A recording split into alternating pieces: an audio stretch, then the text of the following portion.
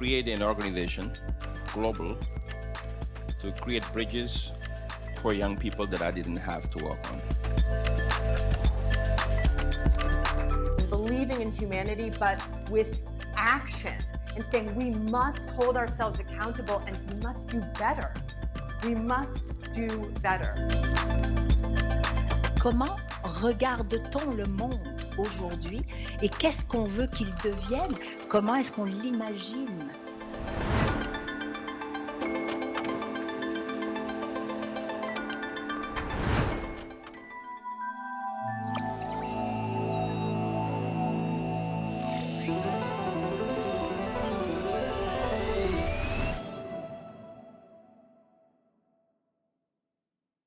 D'être encore parmi nous à Montréal Connect, la semaine numérique de Montréal. Sans plus tarder, nous accueillons le panel « Le Canada accède à Horizon Europe, le plus grand programme européen de financement de la recherche et développement ».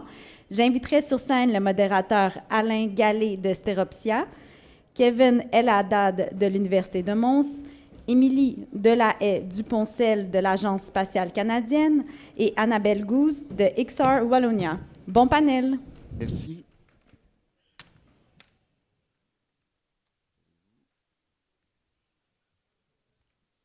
Voilà, bien, on m'entend, c'est parfait. Bonjour Montréal. Pour vous mettre de bonne humeur lors de cette début de 3e journée de MTL Connect, nous avons le plaisir de vous partager de nouvelles opportunités pour vos affaires avec vos amis européens. Alors, j'espère que les Européens sont vos amis. Donc ça, c'est déjà une première chose. Donc, je suis parti du principe que c'est le cas. En ces années de bouleversement géopolitique, l'autre rive de l'Atlantique tend ses mains vers le Canada grâce à l'ouverture pour ce pays des financements et de l'accès au programme Horizon Europe qu'on va vous présenter dans le cadre de ce panel. Et donc, depuis 2024, chaque entreprise, chaque organisme, chaque laboratoire pourra participer au prochain call lancé par la Commission européenne.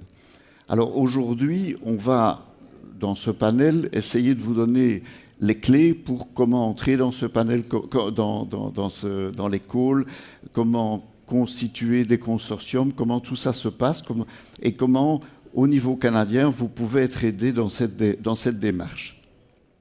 Et pour cela, j'ai le plaisir d'accueillir une Dream Team belgo-québécoise qui va partager leur expérience au cours de ces 45 minutes. Alors, je propose qu'ils se présentent les uns et les autres, peut-être honneur aux dames, et ensuite je me présenterai plus complètement aussi. Donc bonjour, je m'appelle Annabelle Gouze, je travaille pour une initiative de la région wallonne qui s'appelle XR Wallonia Human Interaction Technology Transfer. Donc c'est une initiative qui est financée par la région wallonne, une initiative stratégique et qui a trait à tout ce qui tourne autour des compétences en réalité étendue, en monde virtuel. Et le principe de cette IIS, c'est de valoriser toutes les technologies immersives et de faire du transfert de ces technologies de la recherche vers l'industrie. Donc, voilà. Émilie. Bonjour, Émilie Delahaye-Duponcel. Alors, je travaille à l'Agence spatiale canadienne. Je suis gestionnaire planification, mobilisation et innovation pour une direction générale qui promeut l'avancement technologique. Mais aujourd'hui, je ne suis pas là dans mon rôle à l'Agence spatiale, mais plutôt comme représentante des points de contact nationaux du programme Horizon Europe au Canada. Ça me fait plaisir d'être ici aujourd'hui. Kevin. Je m'appelle Kevin El-Haddad, je suis chercheur à l'Université de Mons, donc en Belgique. Je gère plusieurs projets de recherche, dont des projets européens. Et mon expertise se base sur les interactions homme-agent, les agents interactifs et les systèmes agentiques en général. Parfait, merci. Alors, en ce qui me concerne, je vous rassure tout de suite, je ne suis pas fonctionnaire européen, donc je suis plutôt un entrepreneur qui, tout au long de sa longue carrière, très longue carrière, a été un utilisateur des instruments européens. Et donc, c'est un peu, je dirais, le côté utilisateur, le côté, je dirais, expérience de ces programmes qui m'a conduit à créer, avec le soutien de Mehdi Ben Boubaker, ce panel, parce que je pense qu'il y a vraiment de réelles opportunités pour le Canada à rentrer dans ces différents programmes qu'on va définir. Alors, je vais reprendre ma télécommande, voilà. Donc, je vais dans un premier temps essayer de poser les bases de c'est quoi le programme Horizon Europe, parce que je pense que la plupart des personnes dans cette salle n'ont peut-être jamais entendu parler ou ne connaissent pas bien ce programme. Donc, je crois qu'il est important de... Alors, vous voyez, voilà. Il est important de définir. Alors, tout d'abord, question de langage, on parle souvent de Commission européenne. C'est la Commission européenne qui gère ce genre de programme. La Commission européenne est un des acteurs clés, une des institutions européennes. Il y a le Parlement, le Conseil, la Commission et la Cour de justice à Luxembourg, ce sont les cadres. Mais le rôle de la Commission, c'est de mettre en œuvre des programmes comme celui-là. Alors, le programme Horizon Europe, en fait, c'est un programme qui est défini pour une période de 7 années et qui met en œuvre des actions avec des partenaires, des consortiums, pour définir, pour asseoir la stratégie européenne pour les 7 années à venir. Donc, l'objectif de l'ensemble des calls, quelles que soient les technologies concernées, c'est vraiment de soutenir les objectifs stratégiques de la Commission de l'Europe, qui, bien évidemment, dans certains aspects, sont équivalents à ceux, par exemple, du Canada ou de d'autres pays partenaires. Donc, je pense que, je prends le Green Deal, hein, par exemple, tout ce qui concerne la protection de l'environnement, de l'écosystème, etc., mais ce sont des sujets qui sont partagés entre l'Europe aussi et le Canada. Donc, ça, c'est le cadre général. Alors, à l'intérieur de ce programme, il y a plusieurs piliers. Et le pilier qui nous intéresse aujourd'hui, c'est le pilier 2, qui est ouvert au Canada et qui est plus orienté vers la recherche et développement en général et qui couvre la plupart des secteurs technologiques que vous connaissez, la santé, la pharmacie, les technologies immersives, on va en parler, le spatial, l'engineering, etc. Donc c'est assez vaste. C'est un programme qui distribue 95 milliards d'euros, donc ça fait à peu près 130 milliards de dollars canadiens sur une période de 7 ans. La période, elle couvre 2021-2027. Donc le programme va se terminer, en tout cas il n'y aura plus de nouveaux calls après 2027, mais il y aura un nouveau programme qui va suivre. Horizon Europe a suivi le programme H2020, Horizon 2020. Donc, le Canada rentre dans ce pilier 2. Le pilier 1 est beaucoup plus de la recherche fondamentale et le pilier 3 concerne plus les États des actions financées au niveau de chaque État.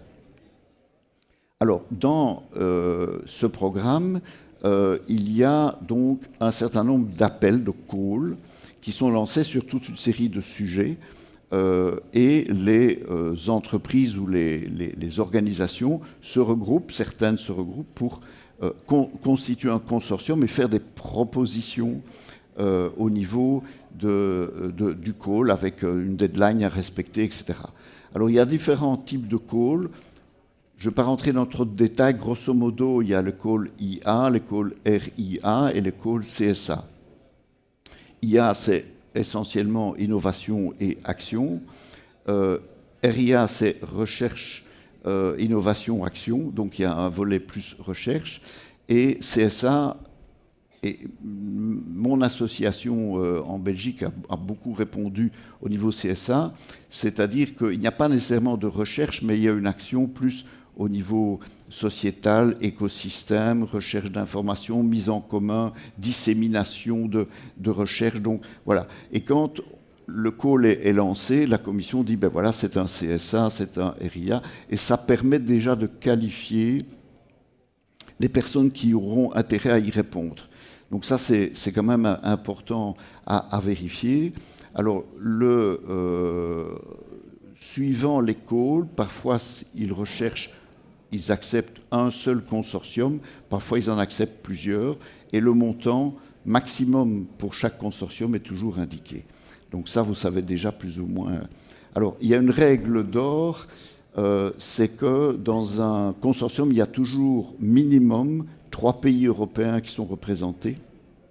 Et donc, si le Canada est partenaire, il est partenaire comme 4e participant au consortium avec au moins 3 pays européens, voire d'autres pays partenaires.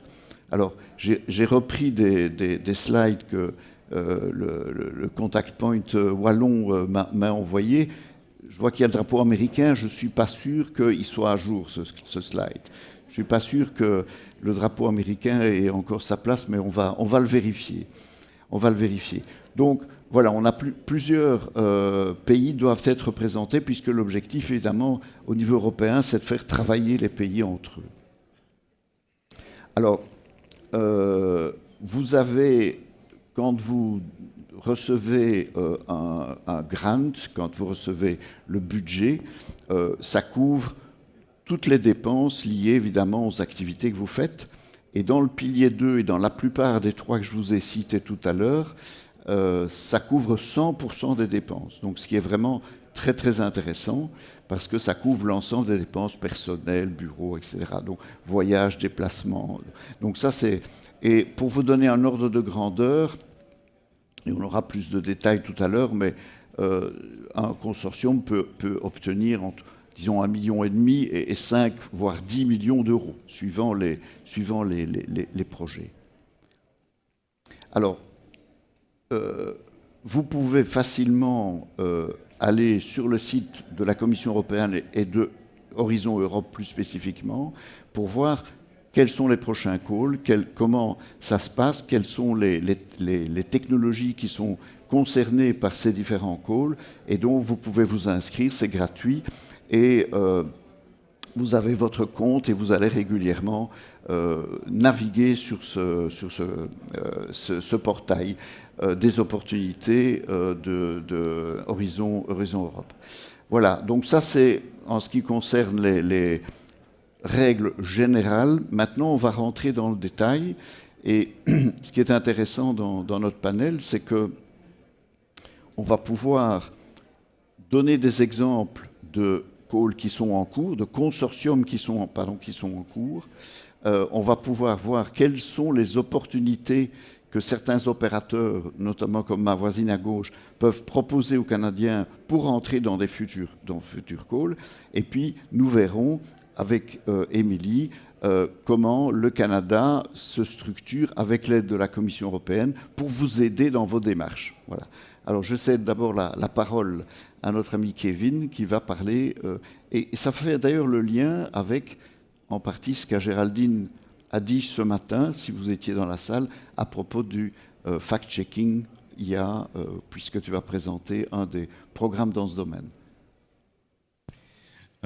Donc moi, je vais vous parler d'un exemple. Merci. Je vais vous parler d'un exemple en particulier d'un projet sur lequel on est, qui a été financé par Horizon Europe, qui s'appelle AI for the Bank. Le projet a pour but de créer des outils pour aider les citoyens et les professionnels du média à prendre des décisions plus informées quant à la désinformation. C'est un consortium qui comporte 14 organisations à travers 8 pays de l'Union européenne. On a reçu à peu près 4,9 millions d'euros pour le consortium. Le projet a débuté en 2024 et c'est un projet sur une durée de 4 ans. Et une des particularités du projet, c'est qu'il y a une forte collaboration entre les sciences humaines et les sciences technologiques. Je ne vais pas rentrer dans les détails de ce qui est produit et tout. Ce qui est peut-être plus intéressant pour vous, c'est comment est-ce que le consortium est organisé et comment est-ce qu'il se gère. Et donc, comme dans une entreprise, on a un niveau de management défini, on a des employés qui effectuent le travail avec des ingénieurs et tout ce qui va avec. Pareil, dans un consortium, il faut un moyen de gérer un peu le projet, parce que sinon chacun fait le travail de son côté, vu que chacun est dans un pays différent, ils sont quand même éloignés. Et donc, notre consortium a mis en place une série d'équipes pour gérer les différentes parties du projet. Par exemple, nous avons le coordinateur qui s'assure que le projet, dans sa globalité, avance et respecte la soumission des rapports, etc. Nous avons un Innovation Management Team qui est géré par l'UMONS en l'occurrence, qui s'occupe de tout l'aspect technique du projet, et nous avons d'autres équipes qui s'occupent de la propriété intellectuelle, des décisions stratégiques de l'équipe, etc. D'un point de vue coordination, donc ça, c'est les équipes qui sont formées, qui se réunissent périodiquement pour discuter des différentes problématiques. Mais d'un point de vue coordination, nous avons 4 assemblées générales par an qui s'organisent, 2 fois en présentiel, 2 fois en distanciel, pour présenter les avancées du projet, pour discuter de la roadmap, de l'ajustement de la roadmap et d'autres problématiques si on a besoin. Et comme le projet est formé de plusieurs work packages, chacun a son délivrable, chacun a ses deadlines, il y a des plus petits squads qui se forment en fonction des work packages et des tâches à réaliser pour avancer sur le projet, vu que c'est un projet collaboratif et qu'il faut beaucoup échanger pour avancer.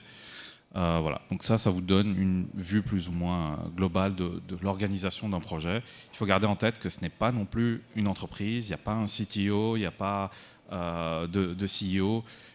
Il faut vraiment choisir des partenaires quand vous formez un consortium qui comprennent les objectifs, avec lesquels vous êtes OK sur les objectifs, qui vous complémentent d'un point de vue tâche.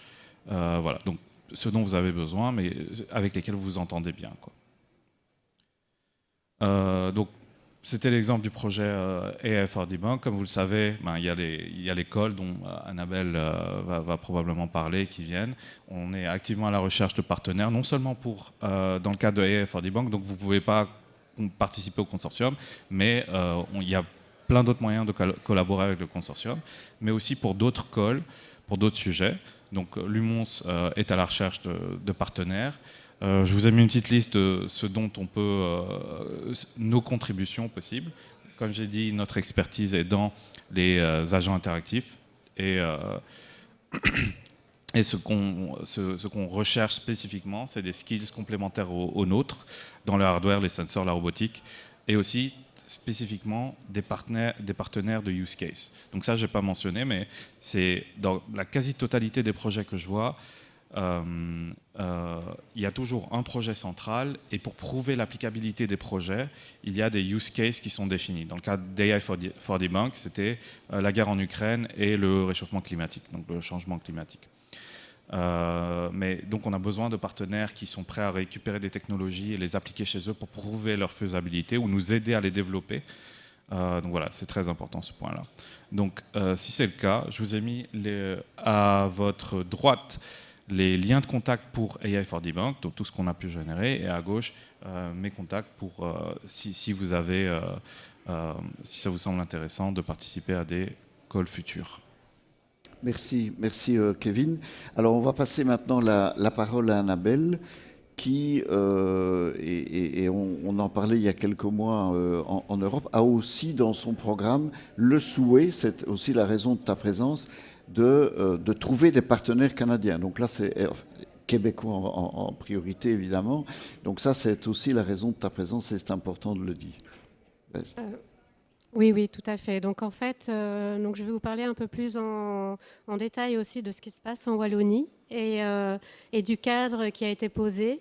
Donc en fait, il faut savoir que la Wallonie d'abord l'Europe a défini une stratégie européenne qui est une stratégie de spécialisation donc qui s'appelle AS3. Et l'idée, c'est qu'elle demande aux régions européennes de se concentrer sur ses forces, sur ses compétences pour pouvoir renforcer sa compétitivité. Et donc, la Wallonie, en partant sur cette stratégie S3, a financé 19 initiatives d'innovation stratégique. Donc, elle a voulu supporter 19 compétences wallonnes pour entrer dans cette stratégie et pour aider ces 19 initiatives à se renforcer, à travailler ensemble et aussi elle soutient ces 19 initiatives à la montée à l'Europe. Donc, parmi ces 19 initiatives, il y a beaucoup d'initiatives qui sont sectorielles. Et parmi ces 19, il y en a 3 qui sont plus dans le digital. Donc, il y a notre initiative qui est XR Wallonia HITT. Donc, HITT, c'est pour Human Interaction Technology Transfer, qui est vraiment centré sur tout ce qui est réalité étendue. Et il y a Trail, qui est plus centré sur l'AI de confiance. Et il y a Cyberwall, qui est, comme son nom l'indique, centré sur la cybersécurité. Donc, ces 3 initiatives, plus dans le digital, ces 3 initiatives vont nous permettre de collaborer sur des projets européens. Donc, sur certains projets, on va pouvoir travailler ensemble et sur d'autres, on va être beaucoup plus spécialisés. Donc, par rapport à notre initiative, donc, XR Wallonia, donc, le goal de cette initiative est de rassembler tous les acteurs qui travaillent dans la XR ou les acteurs qui sont demandeurs de solutions XR, de travailler ensemble. Donc, ces acteurs, et la mission de l'initiative, c'est d'accélérer le transfert technologique du monde de la recherche vers l'industrie. Donc vers les différents types d'industries. Donc on peut avoir des use cases à la fois dans l'industrie du gaming, dans l'industrie culturelle et créative, mais aussi des use cases plus industriels, donc par exemple pour le manufacturing, pour optimiser la chaîne de production, des use cases plus dans la santé, dans le secteur médical et dans la construction. Donc en fait, finalement, c'est une pour tout ce qui est initiative dans le digital, ce sont des initiatives qui sont beaucoup plus transversales et qui peuvent s'appliquer à différents secteurs. Donc on a aussi un rôle international. Donc je fais aussi partie de l'université de l'UC Louvain, donc l'université de Louvain en Wallonie. Et l'université de Louvain joue le rôle, a été mandatée comme référent international pour cette initiative stratégique. Et donc l'idée, c'est de connecter les acteurs wallons à l'international, favoriser la construction de projets, de partenariats. Donc l'idée pour nous, c'est aussi de vous mettre en relation avec nos partenaires wallons et de soutenir la formation de consortiums et la montée de nos partenaires à l'Europe et la montée dans des projets européens.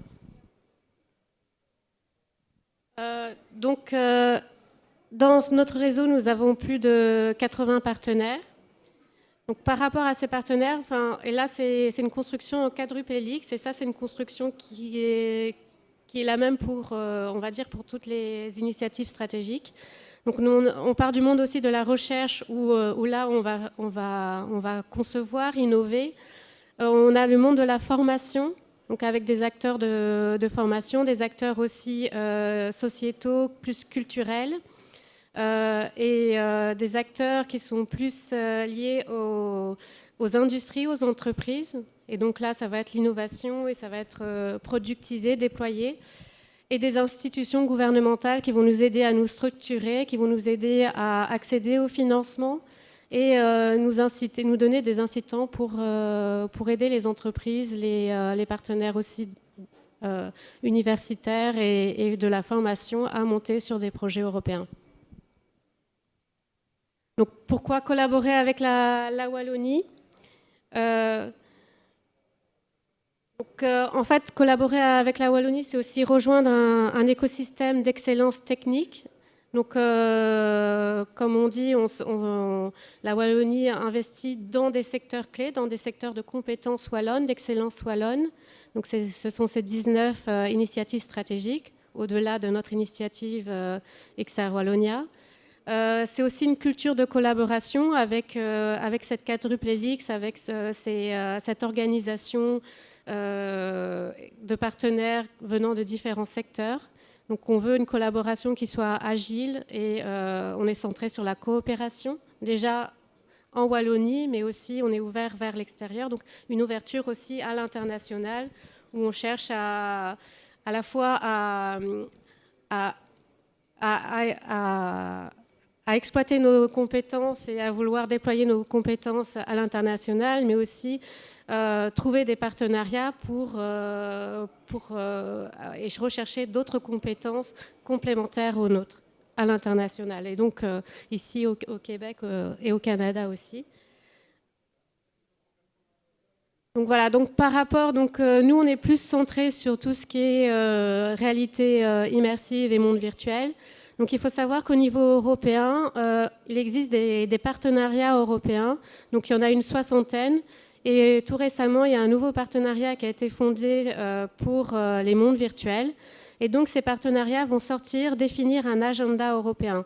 Et c'est très important parce qu'en fait, finalement, c'est la feuille de route qui va permettre de définir quels vont être les impacts que l'Europe attend par rapport aux différents domaines. Donc, par exemple, par rapport au Virtual World, concrètement, cette feuille de route comprend tout ce qui est techno-immersive et interactive. Donc, là-dedans va rentrer, bien sûr, la réalité étendue, mais il y a aussi de l'IA, il y a aussi de la cyber... Enfin, il y a tout un tas de domaines qui viennent contribuer à ces mondes virtuels. Il y a les domaines d'application et donc là vous voyez sur ce slide, donc ça c'est la feuille de route du partenariat européen sur les mondes virtuels. Il y a tous les secteurs industriels sur lesquels, enfin non pas seulement industriels mais aussi culturels et créatifs dans lequel l'Europe va investir. Et il y a tous les enjeux sociétaux et économiques. Donc en fait l'Europe est centrée sur des valeurs européennes, des valeurs centrées sur l'humain. Donc ce sont des critères très importants, des valeurs éthiques et sociétales. Donc à partir de cette feuille de route, en général, donc, on appelle ça les DG, donc les DG au niveau européen, vont drafter des work programmes.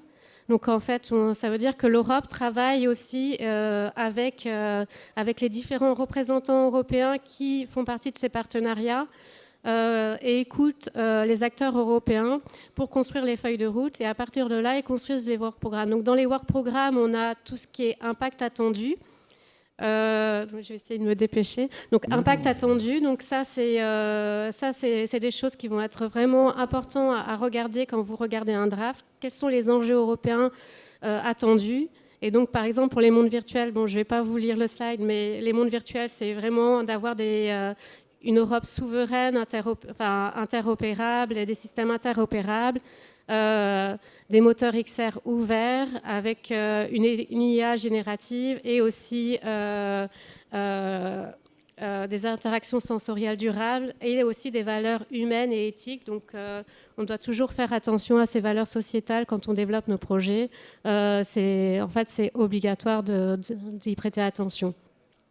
Et donc, sur base de ces enjeux, c'est très important parce que c'est comme ça que vous allez rédiger vos impacts dans un projet européen. Et c'est important, enfin, vous allez venir avec une idée, vos compétences, vos idées. Et c'est important de tenir compte de ces enjeux et pour définir vos impacts. Et ensuite, il y aura les différents calls. Donc là, vous avez des exemples de calls qui ont été draftés. Donc, c'est pas... Pour l'instant, on est qu'à l'étape de draft. Et là, vous allez pouvoir retrouver et voir auquel call vous allez répondre. Donc, je vais terminer là. Donc, ce qui est important, c'est regarder la feuille de route, regarder, par exemple, regarder les feuilles de route de partenariat qui vous correspondent.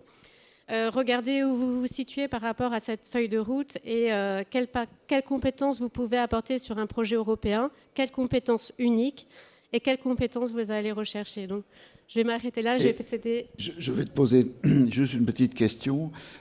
Est-ce que HIT, le programme HIT, a déjà en tête, je dirais, un profil de partenaire type venant du Canada? Parce que de ce que je sais, c'est que évidemment un partenaire doit dire, ben voilà ma valeur ajoutée. hein, et l'Europe va se dire, mais pourquoi vous avez été le chercher au Canada et pas en Italie, en Grèce, etc. Et est-ce qu'il y a déjà des compétences, des types de partenariats, des types de partenaires que tu penses utile de lever, de sensibiliser au niveau canadien? Au niveau canadien, en fait, on peut avoir différents types de partenaires. Donc, il y a des partenaires qui vont apporter des compétences techniques. Donc, c'est difficile de généraliser parce que on a un réseau avec beaucoup d'acteurs. Donc, ça va être des compétences techniques. Donc, par exemple, pour le dernier appel, on a collaboré avec la SAT, ici à Montréal. Et la SAT apporte des compétences sur tout ce qui est système ouvert et donc des compétences pour l'architecture de notre système. Et donc, des compétences, enfin, si on a un partenaire canadien, qui a des compétences qui sont très avancées sur une certaine technologie, c'est une compétence à prendre parce que c'est quelque chose qu'on n'a pas à développer, qui est déjà présent. Et donc, ça nous permet de prendre de l'avance. Et une autre compétence que l'on recherche, bien sûr, ça peut être des use cases. Donc, si vous avez un use case spécifique, c'est aussi une bonne chose de rentrer dans un partenariat, dans un consortium, en disant nous, on va s'occuper du développement d'un pilote spécifique. Et c'est vrai que quand on prend un partenaire hors Europe, il est toujours important de justifier et de dire pourquoi, mais même pour chaque partenaire du consortium, il faut justifier sa présence et dire voilà la compétence unique que ce partenaire apporte pour le consortium. Et pour l'Europe, il y a des enjeux aussi de commerciaux. Quel va être le ROI pour l'Europe à collaborer avec le Canada? Donc, c'est important de penser à tous ces aspects et de les mentionner dans la section Impact quand on va rédiger un projet européen. Merci. Et maintenant, on va céder la parole à Émilie, qui est québécoise et qui va vous expliquer en quoi le CSA le NCP Canada, donc National Contact Point, peut vous aider dans la démarche, parce qu'il faut quand même dire que c'est administrativement un peu complexe. Oui, donc mon rôle aujourd'hui, ça va être un peu de démystifier, nous on l'appelle amicalement le monstre, Horizon Europe, parce que c'est quand même quelque chose d'assez complexe, mais on a fait l'effort de le décortiquer et d'essayer de le rendre le plus accessible possible. Alors, moi, je travaille pour l'Agence spatiale canadienne. Le point de contact national pour le domaine spatial, c'est mon directeur qui est dans la salle ici, mais il y a des points de contact nationaux à travers le pays qui représentent différents domaines. Il n'y en a pas pour le numérique en particulier, mais il y a un secrétariat du côté du ministère de l'Innovation, de la Science et du Développement économique qui est très, très bien structuré. Donc, on va passer à travers différentes ressources aujourd'hui pour essayer de vous aider. Donc, comme on l'a vu, le Canada s'est joint à Horizon Europe, c'est tout récent. Qu'est-ce que ça veut dire? Ça veut dire que le Canada est admissible à du financement au même titre que les pays européens. Donc, on est un pays associé, mais on peut accéder au financement de la même manière que les pays européens le font. C'est une poche d'argent très profonde. Il y a beaucoup de défis très, très intéressants. Et il faut savoir que même avant de joindre Horizon Europe, le Canada était déjà un allié puissant et un très bon collaborateur avec les pays européens. 7 de nos 10 principaux partenaires de recherche, tous domaines confondus, sont européens. Les raisons de participer à Horizon Europe, je pense que vous avez peut-être réussi là, à les capter à travers les différentes présentations là, que vous avez eues aujourd'hui dans ce panel. Mais comme vous pouvez voir, c'est vraiment une belle occasion d'aller chercher une visibilité sur la scène mondiale. On a parlé de la notion de consortium. C'est aussi une façon de travailler avec la crème de la crème, à travers les consortiums qui doivent être bâtis. C'est une opportunité de travailler avec les meilleurs. Évidemment, c'est une source de financement importante et puis ça peut ouvrir la porte vers de nouveaux clients, de nouveaux marchés aussi. Donc, il y a quand même beaucoup d'incitatifs à participer à Horizon Europe. Là, vous allez voir dans ma présentation qu'il y a plusieurs liens en bleu. Je me suis assurée que la présentation vous serait disponible après. Donc, on me l'a confirmé au niveau de l'organisation. Vous y aurez accès. Alors, tout ce qui est en bleu, vous pouvez cliquer. C'est des ressources. Là, les liens qui sont là ne sont pas là par hasard. Donc, je vous invite à aller cliquer dessus si vous êtes intéressé. Le prochain appel à projet ou programme de travail, comme on l'appelle, va être lancé en début d'année 2026. Et c'est là que vraiment vous allez avoir toute la liste des défis que la Commission européenne lance et pour lesquels ils cherchent des solutions. Donc, à travers le programme Horizon Europe, ce ne sont pas les chercheurs ou les organisations qui proposent des projets selon une thématique qui les intéresse, mais c'est l'inverse. On cherche à répondre à des défis qui sont prioritaires pour la Commission européenne. Alors, c'est important de se mettre dans cet état d'esprit-là. L'appel à projet, donc, va être lancé en janvier 2026, mais vous avez déjà accès à l'ébauche de l'appel à projet. Et c'est important d'aller la consulter parce que vous allez voir tout ce qui est sur la planche à dessin, mais ça a déjà fait l'objet de consultations. C'est déjà, donc, c'est pas officiel, mais ça donne une très bonne idée de la variété des défis qui seront lancés. Donc, ça vous permet de commencer à vous structurer, commencer à bâtir votre réseau, voir où vous pourriez avoir un impact et vraiment commencer à vous positionner. Donc, aller chercher une longueur d'avance par rapport à vos compétiteurs parce que c'est un programme qui est compétitif. Au niveau des consortiums, donc on ne se présente pas avec un projet là, qu'on va faire tout seul, il faut faire partie d'un consortium. Donc, en théorie, on dit que c'est minimum 3 partenaires, mais dans les faits, c'est souvent 5 et même 12, une douzaine là, de participants sur les consortiums. Il y a toujours un coordonnateur, donc on l'a vu à travers les exemples qui ont été donnés. Donc, un coordonnateur, c'est un mandat qui est prenant. Nous, on aime bien recommander aux Canadiens pour qui c'est une première tentative de se joindre à un consortium plutôt que de prendre le rôle de coordonnateur pour se familiariser avec tout ça, puis peut-être à un prochain appel, prendre le rôle de coordonnateur. Donc, la façon de bâtir excusez-moi, votre réseau pour votre consortium, en fait, bien, votre réseau, hein, c'est la première chose à explorer. Ensuite, il y a des journées d'information qui sont organisées par la Commission européenne sur le programme, sur les différents groupes de travail. En anglais, on les appelle les clusters. Le digital, c'est le numérique digital, c'est le cluster 4.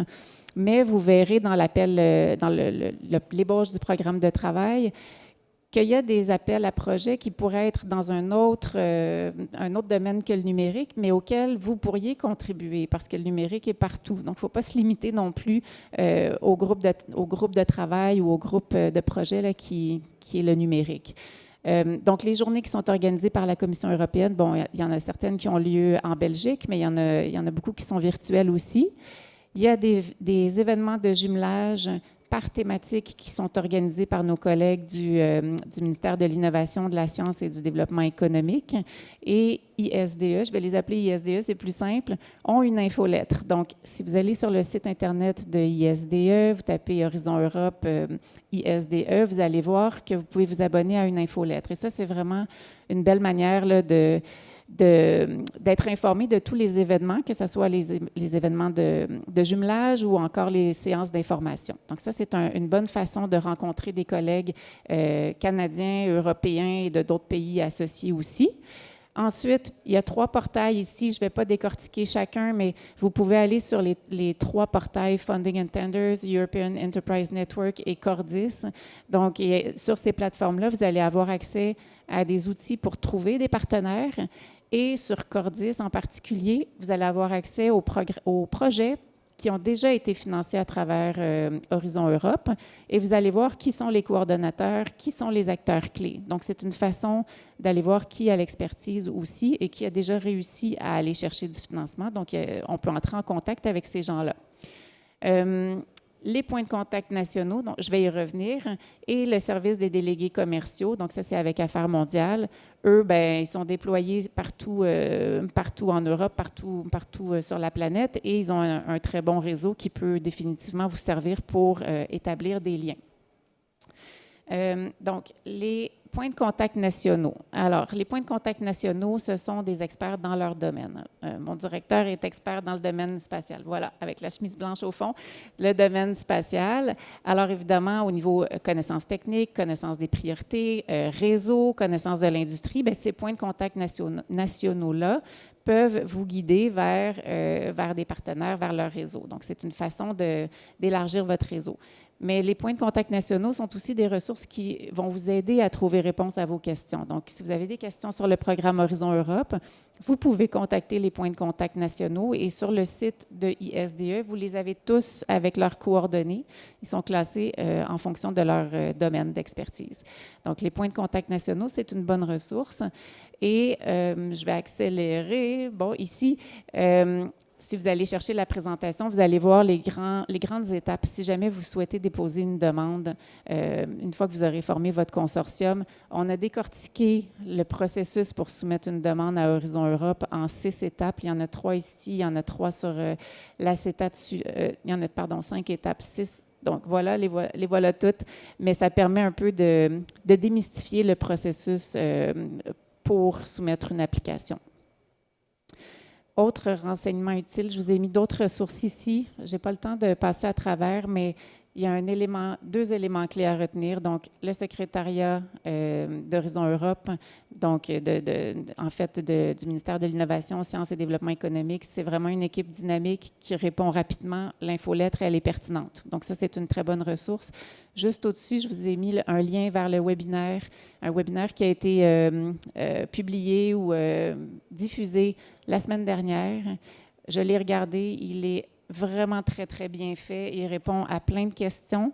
Alors, ce webinaire-là, il dure 1 heure et puis il a été enregistré. Donc, ça, si vous voulez aller chercher plein de connaissances très rapidement, je vous encourage à le regarder. Et je crois que ça clôt. Voilà. Merci. Merci, Émilie. Est-ce que, avant de donner la parole au public, qui va poser évidemment ces questions, c'est quoi les difficultés quand on doit travailler, coordonner un projet avec différents pays, différentes cultures, parce que même à l'intérieur de l'Europe, je veux dire, il y a quand même des sensibilités culturelles. C'est quoi l'élément principal qui peut créer un problème ou favoriser le succès éventuellement? Je ne sais pas, peut-être Kevin, tu es déjà en plein dans un projet AI for Debug. Comment ça se passe humainement, les relations? Normalement, dans notre cas, les relations se passent très très bien. Dans d'autres projets, ça l'était aussi. En fait, tout se passe au moment où le consortium est formé, où les objectifs sont répartis. Si tout est clair, qu'il n'y a pas trop d'overlap entre les différents partenaires, ça devrait aller. Mais la grosse difficulté, c'est pas autant au niveau de l'organisation qu'au niveau de quand il s'agit surtout de l'IA, la technologie évolue très très rapidement et donc il faut ajuster aussi certains objectifs en cours de route. Et donc quand on ajuste les objectifs, il faut que tous les partenaires soient d'accord, il faut que ça s'aligne à leurs skills. Et là est la difficulté de savoir comment réajuster tout en gardant la valeur ajoutée de tous les partenaires. Je dirais que c'est ça le gros... Donc, quand on coordonne, il faut non seulement être un bon technologue, mais aussi un bon négociateur. Alors dans notre cas, c'est pas tout le temps le cas en fait. Quand on sait bien déléguer, ça se passe bien. Dans notre cas, le coordonnateur est spécialiste en sciences humaines, donc ne maîtrise pas forcément la technologie, donc ils nous ont demandé de gérer ce volet-là, et eux s'assurent que ça se passe bien quand même. Donc c'est une forme de délégation qui s'est faite, parce qu'il fallait un seul coordonnateur qui s'occupait de tout, mais voilà, il se trouve que dans ce cas-là, il fallait aussi des compétences techniques, et puis voilà. Il faut juste que tout le monde, tout le consortium se mette d'accord sur qui fait quoi, parce qu'encore une fois, on n'est pas une boîte, il n'y a pas de CTO qui décide. Il faut vraiment des accords et que tout le monde soit aligné, que les intérêts soient alignés, parce que pour que tout le monde soit aligné, il faut que les intérêts soient alignés. Puis voilà, ça se passera bien dans ce cas-là. Merci. Alors je suis sûr qu'il y a certainement des questions dans la salle. On peut peut-être faire passer le micro. Je ne vous vois pas bien avec les spots. Monsieur là-bas. C'est où qu'on va trouver le document? Pardon? C'est où qu'on va trouver le document? Tu as dit que c'est en ligne, quelque quelque part? Je vais me référer aux organisateurs, mais on m'a dit que toutes les personnes qui étaient inscrites, je ne sais pas si vous allez recevoir un lien ou un communiqué pour vous dire Un communiqué où aller direct. chercher les présentations, mais elles seront disponibles. D'accord, merci. J'ai pour votre info une clé USB avec le slideshow, donc après je peux vous le mettre sur votre PC. Ce sera direct. Ça intéresse d'autres aussi. Non. Est-ce qu'il y a d'autres questions?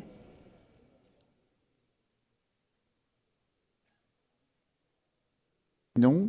Hein? Si, voilà, je ne voyais pas monsieur et Oui, la colonne. D'abord, merci et bravo pour la présentation, c'était très, très clair.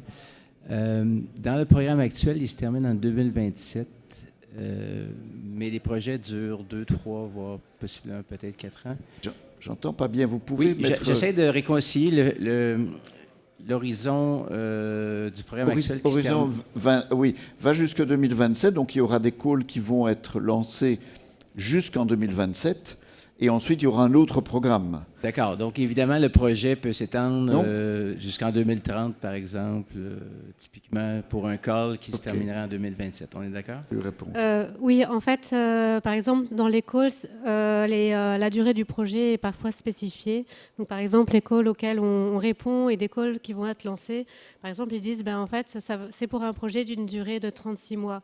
Donc, ça peut être 3 ans, 4 ans, mais c'est pas parce que le call est lancé en 2027 qui doit s'arrêter en 2027. Au contraire, le call qui va être lancé en 2027, il va peut-être être évalué fin 2027 ou 2028.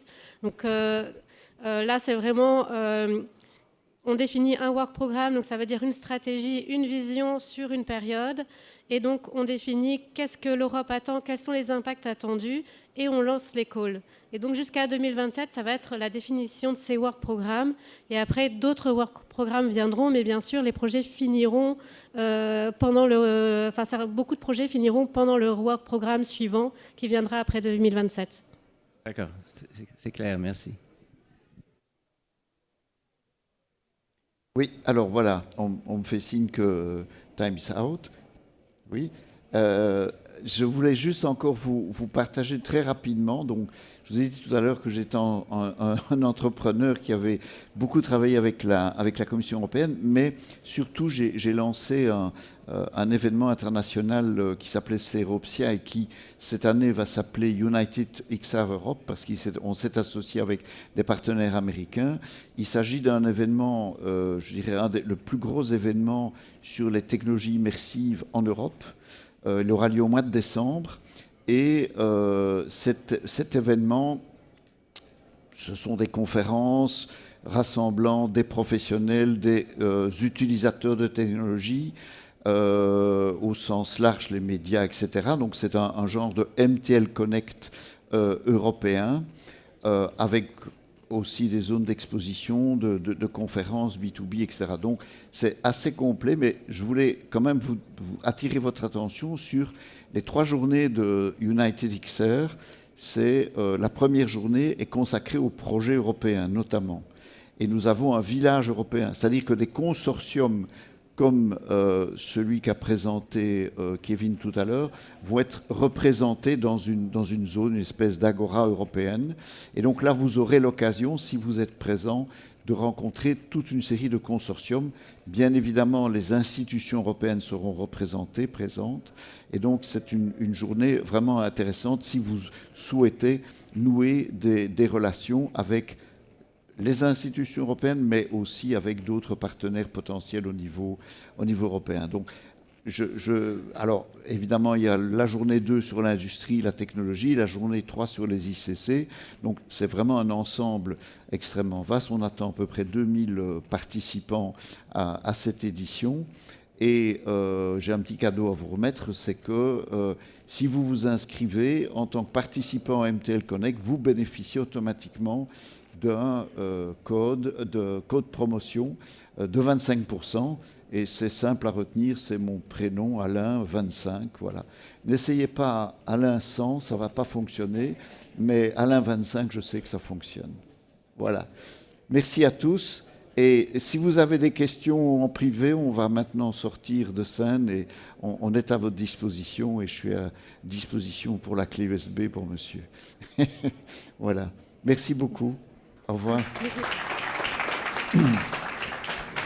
Merci beaucoup. Alors, il y a beaucoup de perspectives d'avenir sur le sujet. J'ai bien hâte de voir les concrétisations. Merci pour ce panel. On se quitte quelques minutes, le temps d'une petite pause. Et au retour, ça va être le focus territoire du Maroc à 10h30. Et aussi, un petit rappel, il y a le speed dating au 2e étage jusqu'à 13h30 pour ceux qui s'intéressent à faire des connexions. Le coup de cœur était la compagnie YM Tech Conception Agency. Merci, à tout à l'heure.